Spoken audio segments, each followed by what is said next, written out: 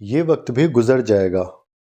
दोस्तों, ये कहानी भगवान बुद्ध के प्रिय शिष्य आनंद की कहानी है। एक बार महात्मा बुद्ध के प्रिय शिष्य आनंद कहीं जा रहे थे। रास्ते में उन्होंने देखा कि एक अधेड़ व्यक्ति एक चट्टान पर बैठा रो रहा है। वे उसके पास गए और बोले, क्या बात है वत्स, तुम कौन हो और क्यों रो रहे हो? आनंद की यह बात सुनकर वह अपने आंसू पूंछता हुआ बोला, मैं पास के ही गांव का रहने वाला एक बदनसीब व्यापारी हूँ। मैं जो भी काम करता हूँ महात्मन, वह बिगड़ जाता है।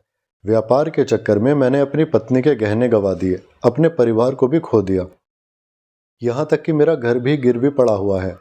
मुझे तो लगता है कि मैं किसी काम का ही नहीं रहा, मेरी किस्मत ही खराब है।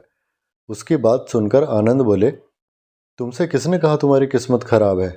ज़रा मैं भी तो जानूं कि तुम्हारी किस्मत में क्या खराबी है।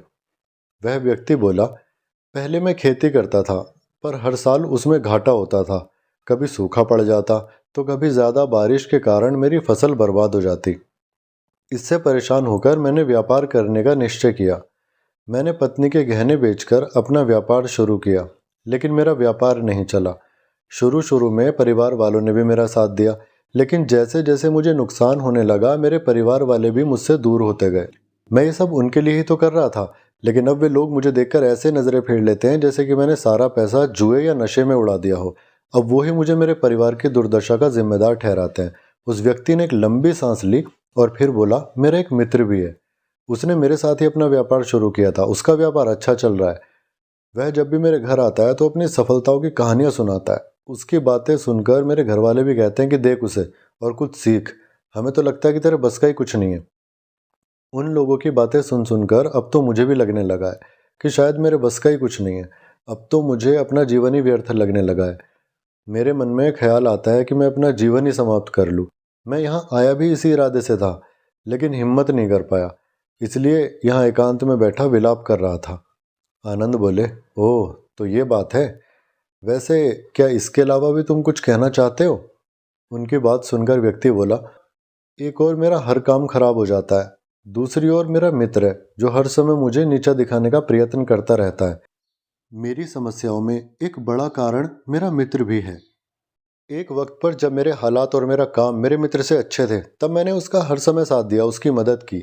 आज वो मुझसे अच्छी स्थिति में है तो मेरे हालातों का मजाक उड़ाने में नहीं चूकता। समझ में नहीं आता कि मैं क्या करूं। आनंद बोले, क्या तुम अपने मित्र की बातें सुनकर दुखी हो जाते हो? हाँ, मैं उसकी बातें सुनकर स्वयं दुखी हो जाता हूँ, उस व्यक्ति ने जवाब दिया। आनंद ने पूछा, तुम्हें किस बात का दुख होता है, अपने असफल होने का या फिर मित्र के सफल होने का? उसका सवाल सुनकर वह व्यक्ति एक पल के लिए सोच में पड़ गया और फिर बोला, अगर सच कहूँ तो मुझे अपने असफल होने का उतना दुख नहीं होता जितना कि मित्र के सफल होने का होता है।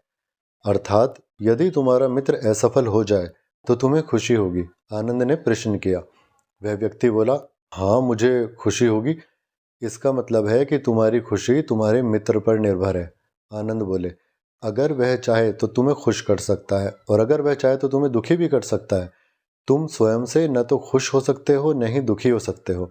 अर्थात तुम अपने मित्र के गुलाम हो गए हो, इसीलिए तुम्हारा कुछ नहीं हो सकता। ऐसा न कहे महात्मन, उस व्यक्ति ने हाथ जोड़ दिए। आपकी बातें सुनकर मुझे कुछ आशा बन रही है। आनंद बोले, जब हम किसी से आशा बांध लेते हैं ना, तो उस पर निर्भर हो जाते हैं। ऐसे में हमारी खुशी और दुख भी उस पर निर्भर करने लगता है। इसीलिए बेहतर है कि तुम अपने आप से आशा बांधो। जब तुम ऐसा करोगे, साथ ही पूरे जतन से काम करोगे, तो तुम्हें सफलता अवश्य प्राप्त होगी। कहते हुए आनंद ने एक पल के लिए उस व्यक्ति की ओर देखा और फिर अपनी बात आगे बढ़ाई। तुम्हें लगता है कि तुम्हारा मित्र तुम्हें दुखी करने आता है, पर अगर विचार करो तो वह बातें तो सच्ची ही कहता है ना। वह अपने संघर्ष और अनुभव की बातें तुम्हें बताता है। तुम उन बातों से बहुत कुछ सीख सकते हो। तुम्हें इसके लिए उसका धन्यवाद करना चाहिए कि तुम्हें घर बैठे कुछ अनुभव मिल रहे हैं। तुम उन अनुभवों का लाभ उठाओ, नई शुरुआत करो, कर्म करते जाओ, हार मत मानो। एक दिन तुम्हें सफलता अवश्य मिलेगी। आज तुम जिसे अपना बुरा वक्त या बुरी किस्मत कह रहे हो, एक दिन यह बदल जाएगी। इसी के साथ तुम्हारे विचार भी बदल जाएंगे और तुम्हारे विचार बदल जाएंगे तो तुम्हारे हालात भी बदलना शुरू हो जाएंगे। और देखना, जब तुम्हारा अच्छा वक्त शुरू होगा तब तुम्हारा मित्र भी तुम्हें अपनी सफलताओं की कहानियां नहीं सुनाएगा, वह अपनी असफलता की कहानी सुनाएगा, ताकि तुम उसकी कहानियां सुनकर भ्रमित हो जाओ, तुम्हारा आत्मविश्वास हिल जाए और तुम गलत निर्णय ले सको। लेकिन उस समय भी तुम्हें अपनी बुद्धि का प्रयोग करना होगा। तुम्हारा मित्र जैसे आज तुम्हें दुखी करने आता है, उस समय भी वह तुम्हें दुखी करने आएगा, क्योंकि जिस तरह उसे दुखी देखकर तुम्हें मज़ा आता है, उसी तरह उसे भी तुम्हें दुखी देखने में उतना ही मज़ा आता है। आनंद की बातें सुनकर उस व्यक्ति के चेहरे के भाव बदल गए। वह बोला, आप सही कह रहे हैं, मैं समझ गया हूँ। अब तक मेरी किस्मत खराब इसलिए थी क्योंकि वह दूसरों के हाथों में थी। अब मैं अपनी किस्मत को अपने हाथ में रखूंगा। मैं फिर से प्रयत्न करूंगा, पूरे मन से काम करूंगा और जब तक सफलता नहीं मिल जाती चैन से नहीं बैठूंगा। व्यक्ति की बातों में आत्मविश्वास झलक रहा था और कहते हैं ना, अगर आत्मविश्वास अंदर हो तो आधी जंग तो हम यूं ही जीत जाते हैं। उस व्यक्ति की बात सुनकर आनंद मुस्कुराए और उसे एक छोटी सी डिबिया देते हुए बोले, इस डिबिया को हमेशा अपने पास रखना। इसमें एक ऐसा राज है जो तुम्हें बड़े से बड़े दुख से बाहर निकाल लेगा, लेकिन इसे तभी खोलना जब तुम्हारे जीवन में कोई रास्ता न सुझाई दे और तुम्हें लगे कि सब व्यर्थ है, यह दुनिया व्यर्थ है, यहाँ रहना भी व्यर्थ है। उस व्यक्ति ने आनंद को धन्यवाद दिया और डिबिया लेकर चला गया। उसने नए उत्साह के साथ फिर से अपना व्यापार आरंभ किया। उसका व्यापार चल निकला। अपनी मेहनत और लगन के बल पर वह एक बड़ा व्यापारी बन गया। परिवार वाले भी उसके साथ आ गए और उसका जीवन हंसी खुशी बीतने लगा। अब वह भूतकाल का रोना छोड़ चुका था। वह भविष्य काल की भी चिंता नहीं करता था, बस अपने वर्तमान को संवारने में लगा रहता था। और जो कुछ भी वह करता था वह अपने लिए करता था, अपनों के लिए करता था, इसीलिए वह प्रसन्न था। उसके जीवन में अब कोई दुख नहीं था। लेकिन वक्त हमेशा एक जैसा नहीं रहता, वह बदलता रहता है। उसके जीवन में भी बदलाव आया। एक दिन उसके राज्य पर पड़ोसी राजा ने चढ़ाई कर दी। उसने इस राज्य पर कब्जा कर लिया। उसके सैनिक ने चारों तरफ लूट मार मचा दी। उन्होंने व्यापारी का सारा धन लूट लिया। उसके घर में भी आग लगा दी। जान बचाने के लिए उसे अपने परिवार के साथ वहां से भागना पड़ा।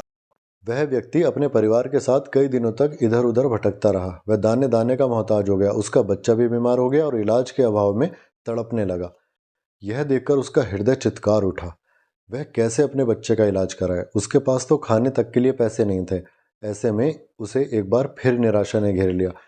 उसे लगने लगा कि उसका जीवन व्यर्थ है, सारी दुनिया व्यर्थ है, किसी भी बात का कोई मतलब है ही नहीं।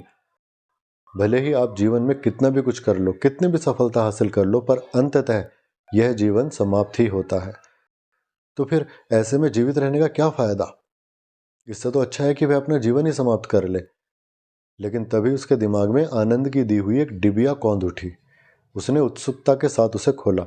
डिबिया के अंदर एक पर्ची रखी हुई थी। पर्ची पर कुछ लिखा हुआ था। उसे पढ़कर उसकी आंखों के आगे छाया अंधेरा छट गया। वह मुस्कुरा पड़ा।